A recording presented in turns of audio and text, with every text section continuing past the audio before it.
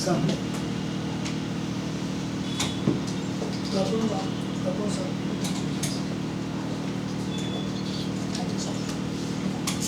Introduce yourself.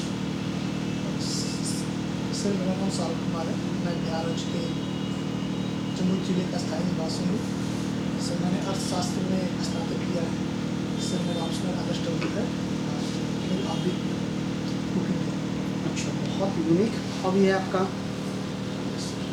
अच्छा, cooking का 4 benefit बताइए कि उससे क्या फ़ायदा आपको होता है। सर एक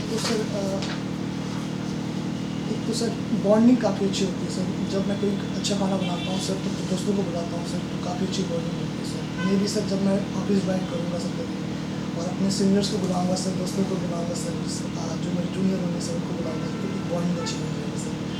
सेकेंड थिंग सर, पेशेंस का लेवल काफ़ी अच्छा होता है सर, क्योंकि सर मैं काफ़ी देर तक अगर मैं किचन में काम कर लेता हूँ सर तो मैं उठता नहीं सर। एक पेशेंस लेवल अच्छी होती है सर। सेकेंड थिंग सर, एक खाना के प्रति सर एक मैनेजमेंट का ही बात होता है सर कि सपोज मेरे पास कुछ नहीं है तो उसमें भी सर मैं क्या बेस्ट कर सकता हूँ सर। और चौथी चीज़ सर ये है सर कि जब कोई मैं पॉलिसी जब मैं सर ज्वाइन पे रहूँगा सर तो मैं लोगों को सर इंस्पायर कर सकता हूँ सर कि वो इस फील्ड में भी काफ़ी अच्छा कर सकते हैं सर। जैसे महिलाएँ सर आगे आ सकती हैं सर एंड कुछ वो सर एंटरप्रेन्योरशिप के रूप में सर आगे बढ़ सकते हैं सर हॉबी के साथ। तो आप अगर सिलेक्शन नहीं होगा तो आप सौरभ इकोनॉमिक ऑनर्स खाना वाला कुछ ऐसा डब्बा वाला शुरू कर सकते हैं। सर फिलहाल तो ऐसा आइडिया नहीं है सर। मैं कॉन्फिडेंट हूँ सर कि इस बार हो जाएगा सर, लेकिन अगर इन केस नहीं हुआ सर तो सर अपना रेस्टोरेंट खोलूँगा सर। अच्छा, आप बताइए कुकिंग फील्ड में 4 ऐसे कुक का नाम बताइए जो इंडिया एंड वर्ल्ड लेवल पे फेमस हो। सर एक तो पहला सर संजीव कपूर जी, दूसरा रणबीर बरार जी, तीसरा विकास खन्ना जी और चौथा सर कुणाल कपूर जी। अच्छा, ऐसा क्यों? आप देखते हैं आप भी मेल हैं, ज़्यादातर जो शेफ हैं वो 5 स्टार से लेकर के या वर्ल्ड रिनॉन जो भी वो सब मेल होते हैं, ऐसा क्यों? जबकि जनरली घर में तो माँ बनाती है या दीदी बनाती हैं। सर इसके पीछे कई सारे कारण हैं सर। एक तो सर जहाँ पे सर रेस्टोरेंट वगैरह होती है सर वहाँ पे लेट नाइट काम करना होता है सर। एक महिलाओं में सर एक सिक्योरिटी का रीजन से भी सर वो काम नहीं कर सकती। जैसे उन्हें सर लेट नाइट वहाँ से जाना है, अपने घर पे आना है, एक रीज़न ये है सर।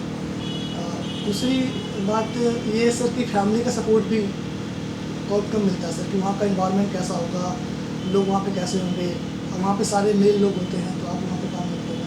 तो ये सारे डिटेल्स हैं सर। अच्छा, ये मतलब आपका कहना है कि सोशल स्टिग्मा होने के कारण शायद कोई सेफ ऐसा नहीं है, ऐसा कह रहे हैं? सर सोशल सर एक जुड़ाव है सर। तीसरी चीज़ ये भी है सर कि महिलाएं चूँकि घर में अच्छा खाना बना ही लेती हैं सर, और आजकल यूट्यूब का सर काफ़ी ज़माना आ गया सर, तो काफ़ी वहाँ से भी अर्निंग का सोर्स है सर। महिलाएं काफ़ी आगे बढ़ रही हैं वीडियो वहाँ पर डाल के, और काफ़ी अच्छा, आपने चलिए बात की कि रात वगैरह में तक काम करना होता है। ये बताइए, रिसेंटली एक इंडिया का स्टेट है जिसने गवर्नमेंट और प्राइवेट सारे ऑफिसर्स के लिए ऑर्डर इशू किया है, आपकी ही बात को सुन करके प्रोबेबली, कि महिलाओं को शाम 7 बजे के बाद नहीं रोकना है, अगर रोकेंगे तो उनको कुछ फैसिलिटी वगैरह देना है, गवर्नमेंट से परमिशन लेना है। कौन सा स्टेट है? ध्यान तो नहीं आ रहा सर, क्या मैं गेस कर सकता हूँ सर? दिल्ली सर। यूके। अच्छा, ये बताइए कि आपका पोस्ट प्रेफरेंस क्या है? सर पहला BPS है sir, second sir Bihar jail service, third sir district commandant. अच्छा, तो आप यूनिफॉर्म पसंद करते हैं? Yes sir. आप अपने व्यक्तित्व का 4 पॉजिटिव ट्रेट बताइए। सर एक तो सर मैं काफ़ी पोलाइट हूँ सर, इससे सर लोग जल्दी से मेरे साथ कनेक्ट हो पाएंगे सर। दूसरा चीज़ ये है सर कि मैं इमोशनल हूँ सर, तो मैं इमोशनल इंटेलिजेंस का फ़ायदा ले सकता हूँ सर।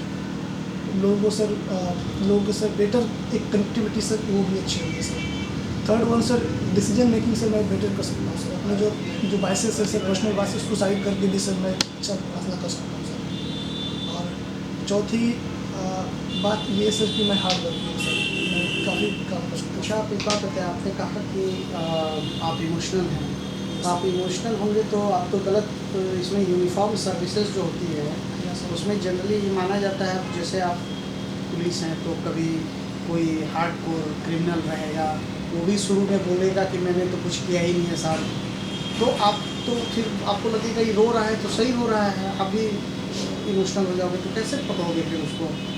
या जेल सुप्रिटेंडेंट के रूप में भी आपको एक से एक बड़े क्रिमिनल मिलेंगे, तो बीइंग इमोशनल तो वेरी डिफ़िकल्ट टू मैनेज।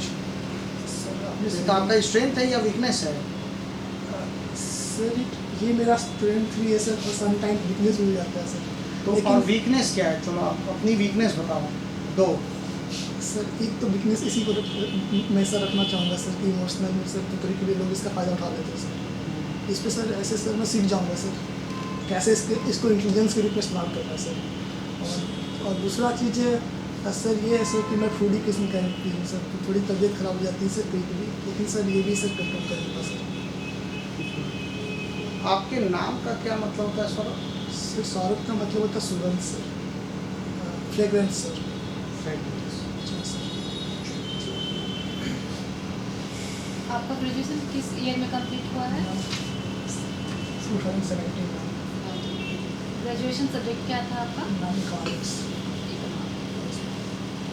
आप बताइए इस बार जो बिहार का बजट है वो कितने का है? 2,37,000 करोड़ रुपये का ये बजट क्या होता है?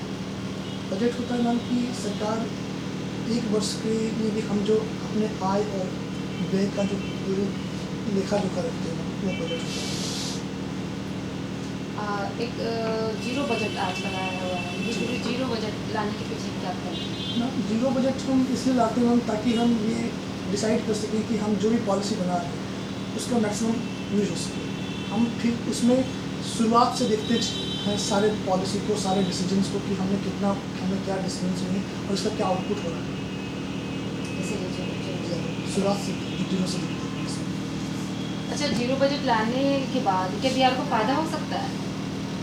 मैम अगर कुछ पॉलिसी के लेवल पर देखें जैसे एजुकेशन में मैम कि हमारे एजुकेशन में गवर्नमेंट इतनी एक्सपेंडिचर कर रही है मैम 39,000 करोड़ रुपये, इट्स बिग अमाउंट है।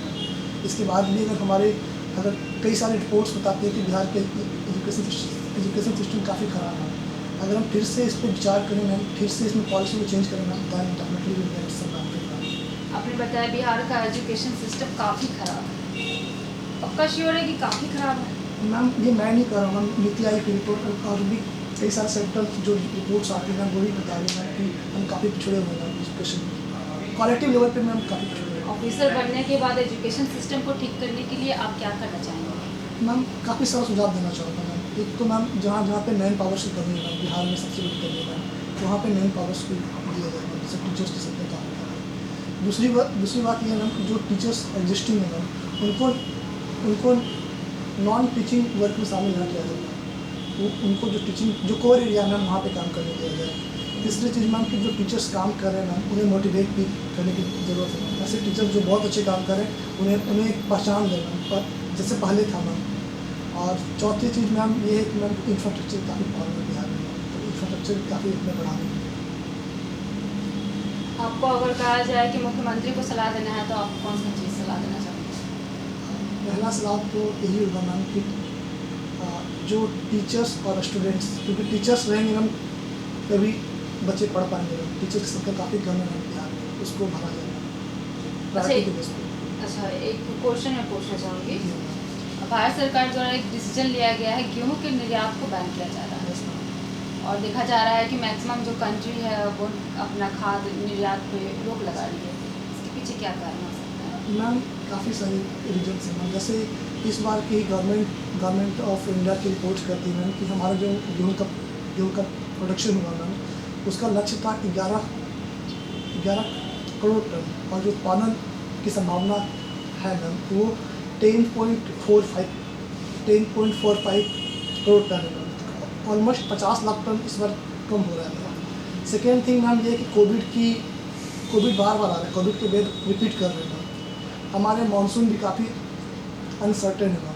तो इन सारे रीजन से मैम कि दूसरी और भी इम्पोर्टेंट बात है मैम कि हमारे यहाँ फूड सिक्योरिटी की प्रोग्राम चल रही है। हमारी आबादी काफ़ी बड़ी है मैम, 140 करोड़ की आबादी के लिए भी हमें इतना सोचना होगा मैम। इसको लेके मैम तो हमें ये सारे सिस्टम तो पहले से हमारे यहाँ विद्यमान थे, पहले भी कभी कम उत्पादन होता था, कभी ज़्यादा होता था, मानसून की स्थिति भी शुरू से ही ऐसा ही है। तो अचानक से इसी समय क्यों ये डिसीजन लिया जा रहा है? ये- इसके पीछे कुछ कारण ये होगा? सबसे बड़ी बात है मैम कि हमें सबसे पहले अपना इंटरेस्ट देखना है मैम।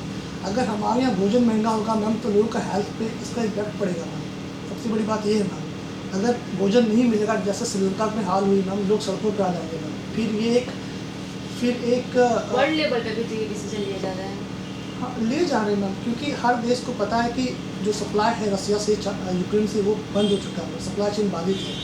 तो अगर सप्लाई नहीं हो रहा है, डिमांड इतना ही है मैम, तो कंडीशन ख़राब होंगी सर। और इसीलिए मैम ये सारे देश अपने अपने इंटरेस्ट को देखते हुए, अपने नागरिकों के लिए भोजन को देखते हुए ये फैसले ले रहे हैं। सर गिनी कोफिशिएंट क्या है? सर गिनी कोफिशिएंट है सर कि इनकम इनइक्वलिटी को दिखाता है सर, कि क्या होता है फॉर्मूला उसका? होता है सर कि सर सर सॉरी सर ये थोड़ा भूल रहा हूँ सर फॉर्मूला। अच्छा, मिक्स इकोनॉमी की डेफिनेशन किसने दिया था? सर ये जेम केन्स, सॉरी सर मैं अनुमान लगाऊँ हाँ, सर, करिए। जेम केन्स सर। ठीक है।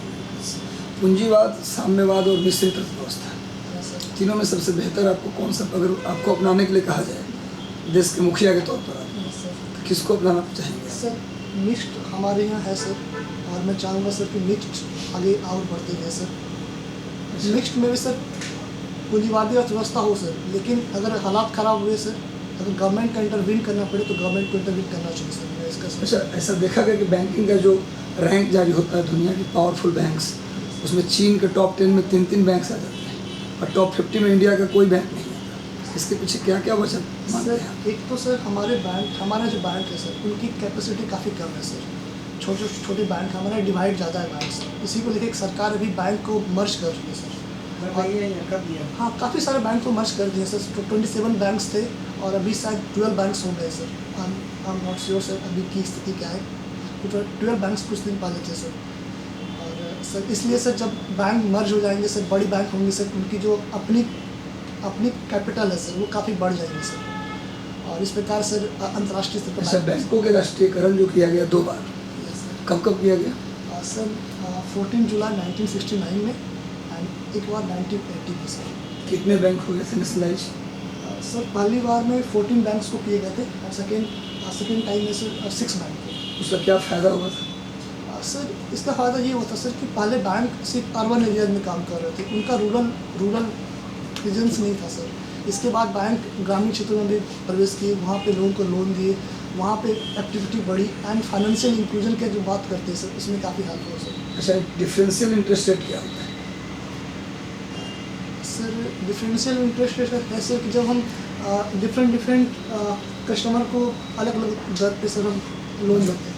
किस टाइप के कस्टमर, किस टाइप के लोन की व्यवस्था जो अलग अलग दर पे किया जाता है? अगर किसी भी कस्टमर की सर अगर उनकी क्रेडिट अच्छी है सर, बैंक के साथ उनका लेन देन अच्छा है सर, तो उसके लिए बैंक डिसाइड करती है सर किस कस्टमर को किस रेट पर देना जो भारत में टैक्स सिस्टम जो है है सर। किस टाइप का है? आपने पढ़ा होगा, progressive tax, degressive tax, proportionate tax, कौन सा प्रकार है? सर इन नेचर तो ये प्रोग्रेसिव है सर, क्योंकि टैक्स जैसे से हमारी इनकम बढ़ती है सर, टैक्स भी बढ़ता है सर, लेकिन 30% पे जाके सर टैक्स फ्लैट हो इसको जाती है कौन सा टैक्स में आप रखेंगे? सर। लेग लिमिट तक बढ़ने के बाद फिर रुक गया, इसको किस में रखेंगे? सर इसे हम डिग्रेसिव टैक्स करेंगे सर। अभी वर्तमान में कितने टैक्स स्लैब है? सर काफ़ी सारे हैं सर, जैसे 5 लाख काफ़ी सारे, मतलब टोटल नंबर बता दीजिए आप, कितने हैं स्लैब? सर मुझे काउंट करने पड़ेंगे सर। कर लीजिए काउंट करके बता दीजिए आराम से।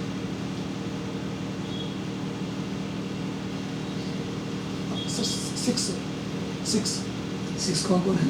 और सर अगर 2.5 लाख से 5 लाख तक का इनकम है तो 5%, 5 लाख से 10 लाख की इनकम है सर तो श्योर है? 5 से 7.5 लाख। सॉरी सर एक बार देखना पड़ेगा सर, मैं देख लूँगा सर। अच्छा, ये बताइए मुझे, ये जो WTO के अंदर जो सब्सिडी का जो इशू है, उसमें 3 तरह के बॉक्सेज बनाएंगे सब्सिडी के लिए, कौन कौन है वो? Sir green box, amber box and blue box sir. Green box क्या है? सर ग्रीन बॉक्स सब्सिडी है कि सर जिसमें सर पाबंद लगाने की बात कही गई सर। आप जैसे MSP पे आप MSP लागू नहीं कर सकते, आप इलेक्ट्रिसिटी पे, खाद पे, इन सारी चीज़ों पे आप दे नहीं सकते। अच्छा, अब पहले से W विषय रहा है, जी हाँ सर। मुझे बताइए लेबर का, वर्तमान में लेबर का क्या समस्या है? 3 समस्या बता दीजिए मुझे। पहले तो सर माइग्रेशन की समस्या बहुत बड़ी है सर, कि लोग एक राज्य से जाकर दूसरे राज्य में काम कर रहे हैं सर। दूसरी समस्या ये है सर कि लो वेज, उनकी कंडीशन काफ़ी पुअर है सर, लो वेज है और उनकी वर्किंग कंडीशन भी काफ़ी पुअर है सर। 3 समस्या। अच्छा, ये जो आया था रिवर्स माइग्रेशन, ये क्या था? सर रिवर्स माइग्रेशन था कि श्रमिक जहाँ पे काम कर रहे थे, कोविड के दौरान सर उन्हें वापस अपने गांव की तरफ, अपने घर की तरफ उन्हें वापस आना पड़ा सर। ये रिवर्स माइग्रेशन था। चलिए ठीक है। ठीक। सौरभ जी, इसका अच्छा है, नॉलेज बेस बढ़िया है, बोलते भी आप अच्छा है।